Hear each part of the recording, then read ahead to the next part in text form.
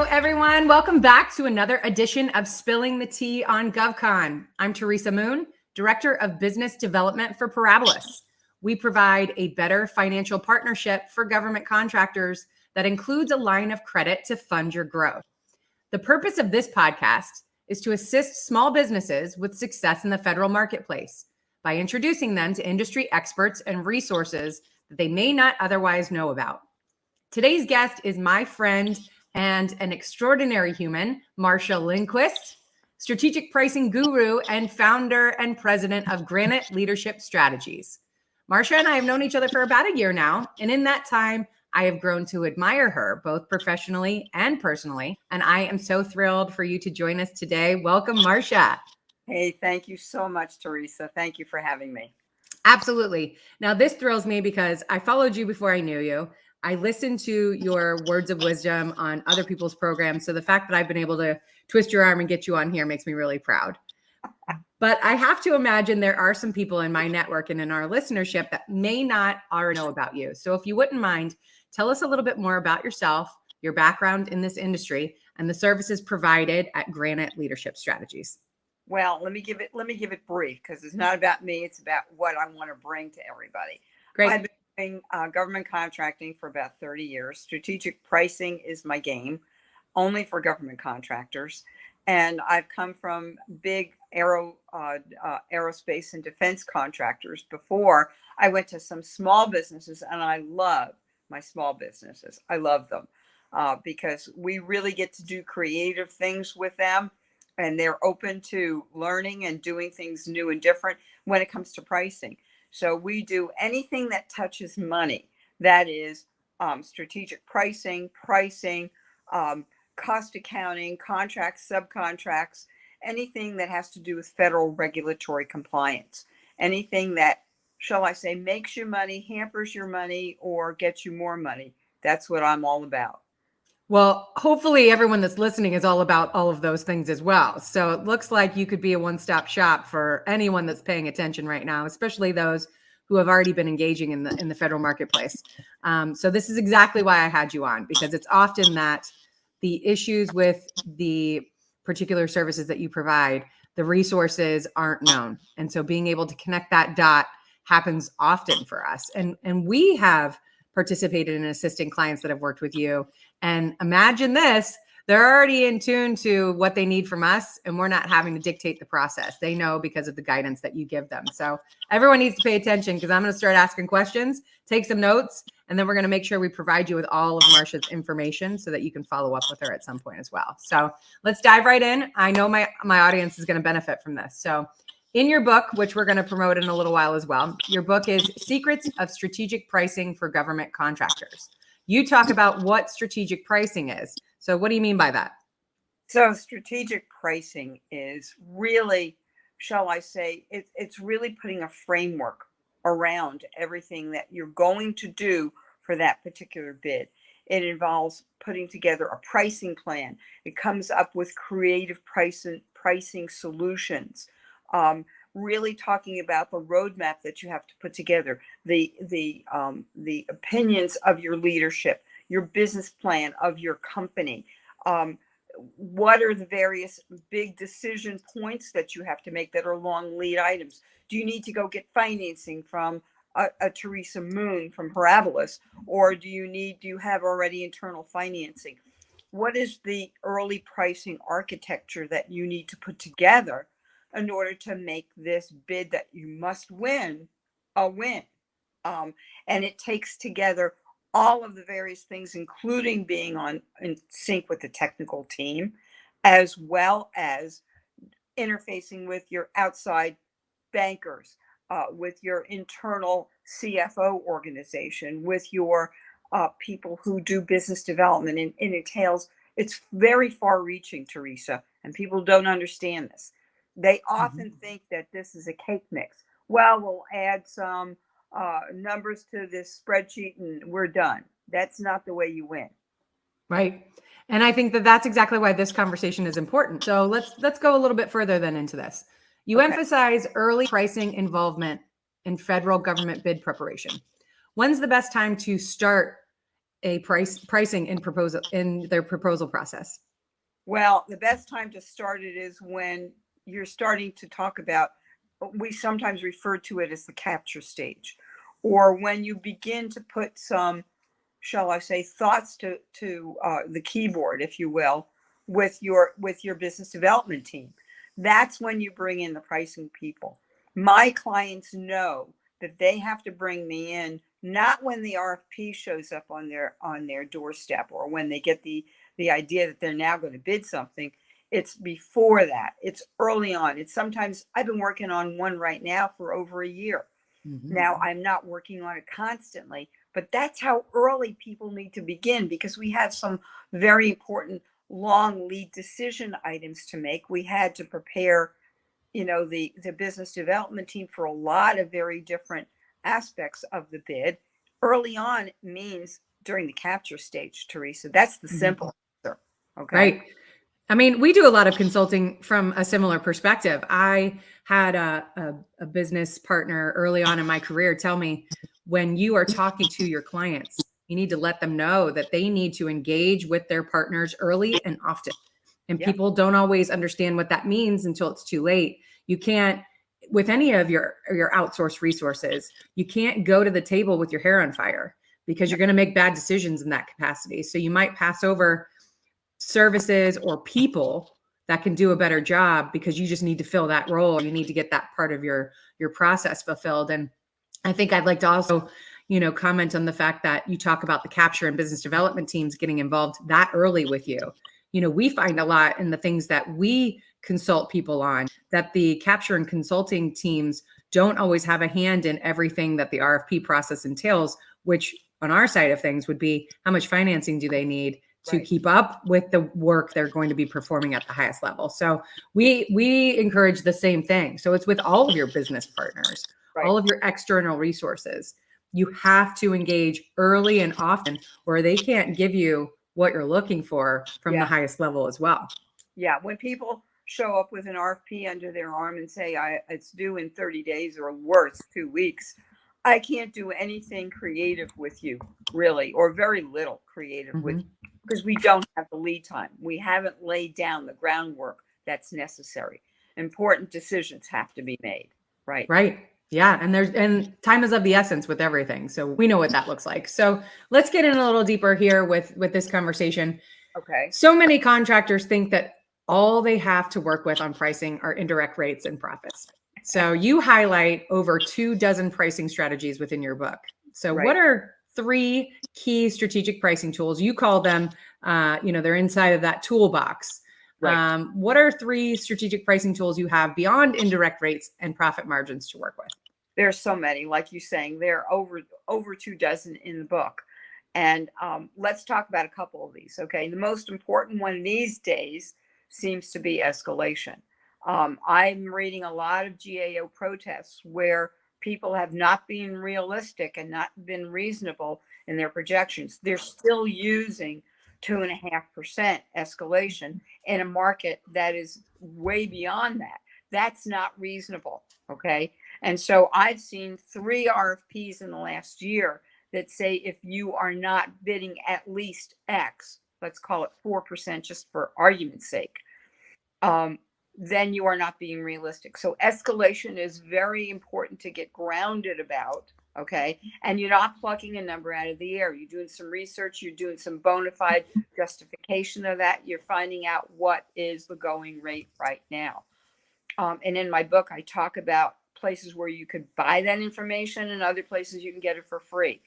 Another one, you must do this every time. Must do this one every time, called impacting your G&A rate. If you're going after new business, you are increasing the base.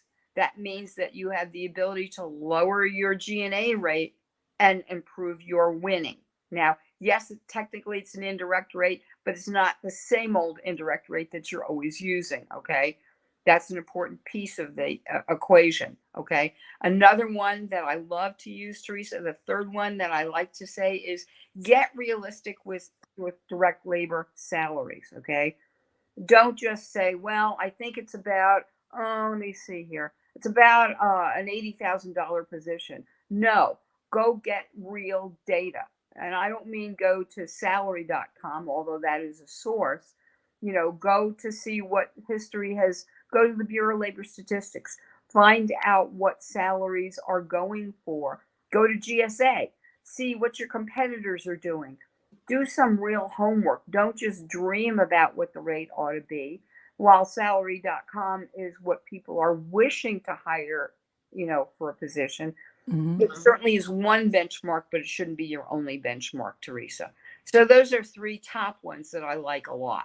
Right. Okay. And it's so important. I've heard other resources that I do business with that the whole aspect of the costs incurred on doing business with the federal government has changed so rapidly because of things like inflation, right? Right. Good news is inflation hasn't terribly affected the way that we pay people, unfortunately, for those of us who get a paycheck. But I think that it has been reflective in everything that goes into every other aspect of it. So you need to have someone looking at those things for you, especially with regard to GSA schedules.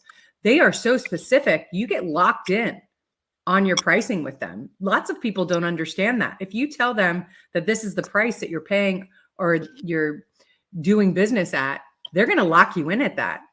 Right. And if you're not making any money, that means whatever you get from that point forward, you're locked in at that rate that you just assigned yourself to, and then could have all kinds of issues if you start trying to do business elsewhere and it doesn't line up with it. And I know this thankfully because I've got a partner that handles things like this, because Lord knows it would make my head spin. But regulatory wise, this is essential to have someone like you helping them, because not only could they be pricing themselves out of actually ever making a profit, but they could put themselves in non-compliance with regulations that are required with doing it properly.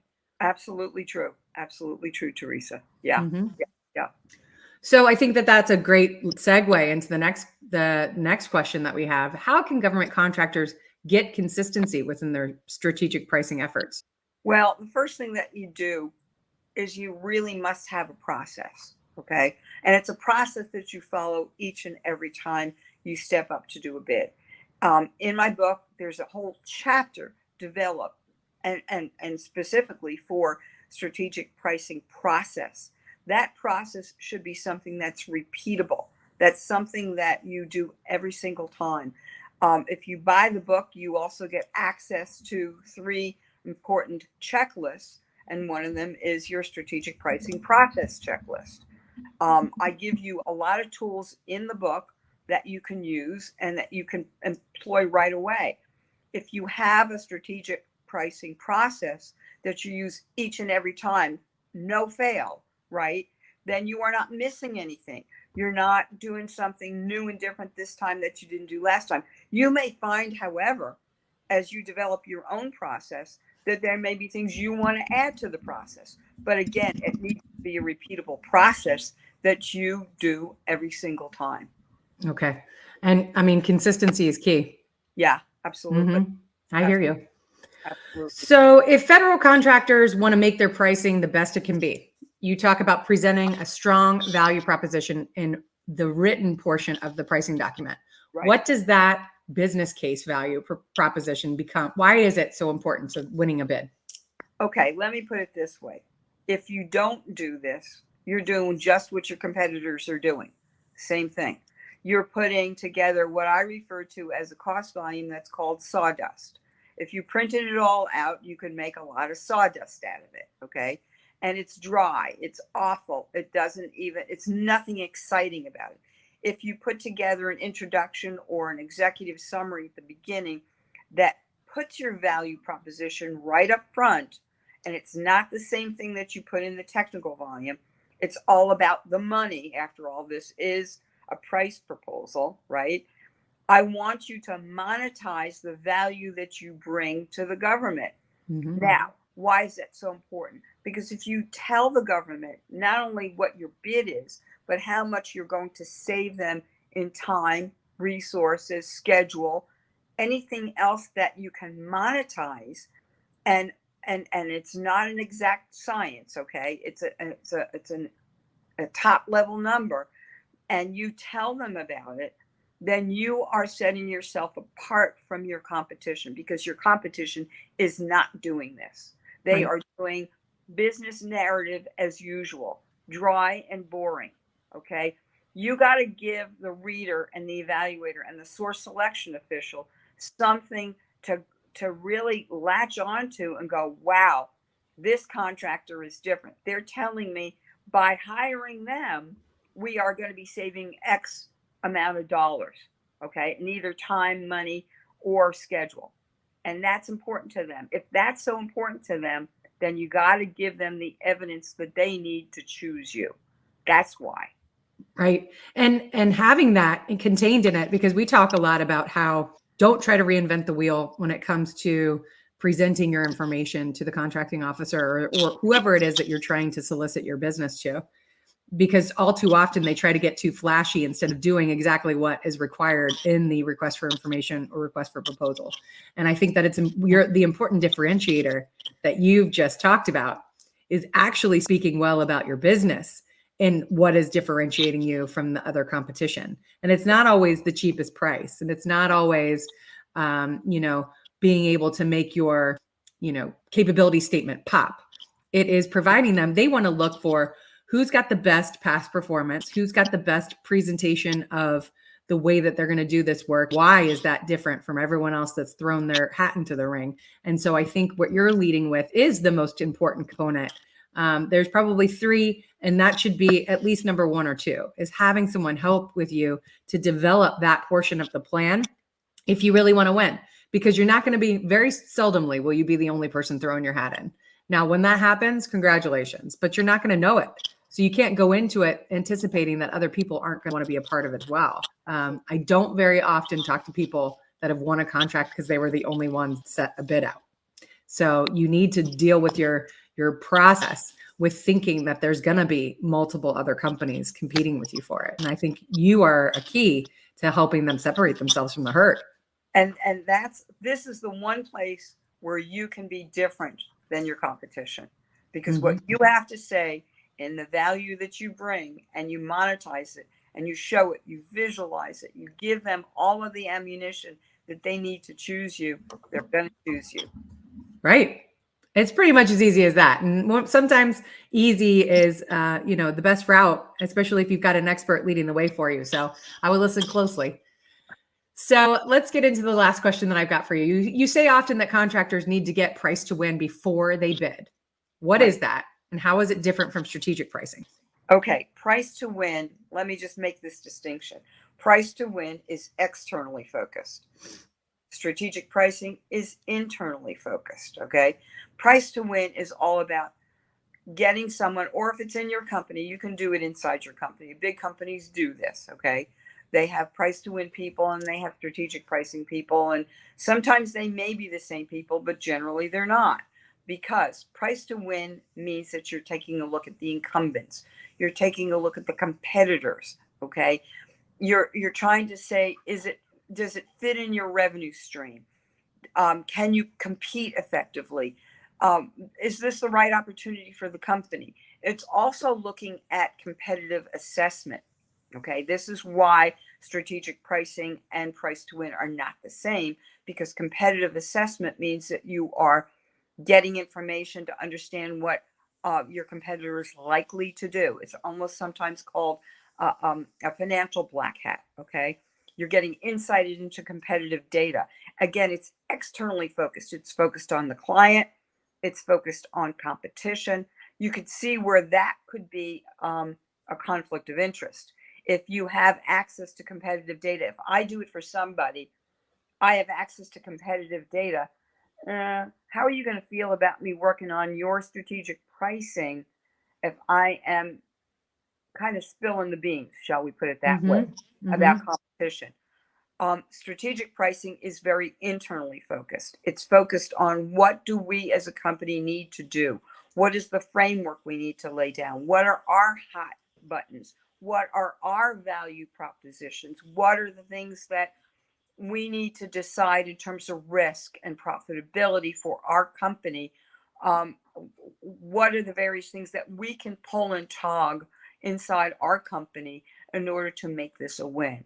There's a big difference, and I really don't like it when people say, well, I do both and I'm a consultant. Ooh, you've got a conflict of interest going, in my opinion. Now, if you're inside a company and you got people doing both of that inside your company, that's not a conflict of interest. Okay. Right. Well, market research is key. I mean, what you've just said, this is people don't understand what that actually means. And a lot of what you're looking for is public record, Yeah. especially if you're looking back on past performance from people who have been on a similar contract or the same contract that's just going out for rebid. What they've done and how they've priced it is public record. And so to your point, you don't want to spill the beans on yourself any sooner than you have to, because your competition is going to have same access to your information as you do to theirs. Right. But if you know how to utilize that information with a partner like your company, then it becomes that fuel that really allows for higher level of engagement, because you're coming to the table with across the board. This is how we differentiate ourselves from who you may have already done business with. So I think that that's a big win there, highlighting that portion of things. Excellent. Yes. Good comeback, Teresa. Very good. I need to get better at the market research myself, but good news is not a lot of people in my industry do what I do. So I separated myself from the herd a long time ago. I'm not sure if that's the best, but it's the way to do it. So, well, like I said in the beginning, I really do admire you. This is not, blowing smoke. You are an amazing human being. You just so happen to be good at what you do as well. And our private chats have really made me love you even more. And so I know that we will continue those, but I really want you to, promise that you'll come back, because there's so much that you do that we can't cover in one sitting. And so I think that there's a lot of value that I can help bring to my network by having conversations with you. So I just want to tell you how much I appreciate you. Love it all day long. Be happy to come back and talk about more. Believe me, I got a ton inside here. Awesome. And if you'll notice, we are running where you can find Marsha's book, Secrets of Strategic Pricing. I think that it is a must-have for everyone that's listening. We will provide you with the link as well when we start publicizing this through all of the platforms. But can't say enough about, hop on Amazon and grab that book. It's flying off the shelves. And so I think it's a great read for everyone. But before we head out for today, I always like to ask all of my guests to share some parting words of wisdom for our audience. And I know that you've got a knack for the way of putting things. And so if you wouldn't mind sharing with our audience some words of advice. I think that one of the things that I say always to every single client who is new to me, let's start sooner every single time. We never start soon enough. Mm-hmm. Now, I have to admit, the ones that I work on repeatedly, they're coming to me sooner. I'm thinking about bidding this in about 4 months, Marsha. These are the things that we're talking about. What should we do? We lay down some groundwork. We start to work on those things. I give them homework assignments. I've got homework assignments. We go away. We do a few things. We come back. The other thing that I will say is very, very strong, and that is that value proposition, that executive summary, which needs to be separate from the technical proposal, not a repeat of it. It really must speak to the business person who is evaluating your proposal. It really needs to give them the ammunition that they need to choose you. And sometimes, believe me, I have seen in the source selection documents, those words being repeated in the source selection document. Hey, it doesn't hurt. It's just like when you're in college, right? Your professor wants to hear what you've learned from them. So it's not just beneficial to you to do so, but it's beneficial to them to know that their message was received. So, reaching out to those people that are in charge of that process and asking them what their goals are and letting them tell you for themselves, right, is admissible. You're allowed to do that. Yes. Yep. Absolutely true. That's awesome advice. Well, thank you again so much for being here. Thank you. Thank you so much. I just as you know, I have so much to say on this topic. Hey, that's why I'm going to twist your arm and make you come back again soon. Love it. Thank you. Awesome. Thank you. So thank you for your time, for your expertise. I encourage everyone to connect with Marsha on LinkedIn and subscribe to her newsletter and buy her book, where she shares amazing information to help you better navigate this industry. If you like what you heard today, we also encourage you to check out our YouTube channel by the same name, where you can find our archives and check out all of our past podcasts. This year ahead, we are committed to continuing to bring you the best thought leaders and experts to assist in making this fiscal year your best yet. As always, we appreciate you being here. I'm Teresa Moon, and this is Spilling the Tea on GovCon. Have a great day.